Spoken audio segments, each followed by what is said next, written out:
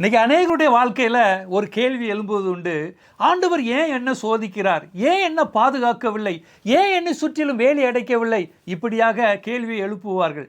அப்படி கேள்வி எழும்புமானால் அது ஆண்டவருடைய குற்றம் இல்லை, அந்த குற்றம் நம்ம மேலே இருக்கிறதா என்பதை நம்ம சோதித்து பார்க்க வேண்டும். யோபுவை சுற்றி கர்த்தர் வேலி அடைத்து வைத்திருந்தார். நன்றாகத்தான் இருந்தான், ஆனால் அவனுக்குள்ளாக ஒரு பயம்.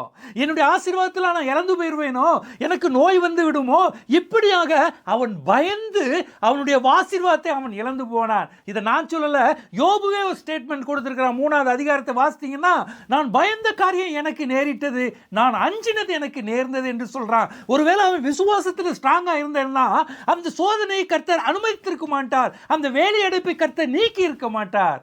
இதை கேட்டுக்கொண்டிருக்கிற என் அன்பு தேவஜனமே, இன்றைக்கு கர்த்தர் உங்களை வேலையடைத்து வைத்திருக்கிறார். அவருடைய இரத்தத்தால் உங்களை வேலையடைத்து வைத்திருக்கிறார். நீங்க சொல்ல வேண்டியது இதுதான், ஆண்டவர் என்னை வேலையடைத்து வைத்திருக்கிறார், எனக்கு நோய் அணுகுவதில்லை, என்னுடைய ஆசீர்வாதத்தை சத்ருவானவன் திருடுவதில்லை என்று சொல்லி நீங்க அறிக்கையிட்டுக் கொண்டே இருங்க.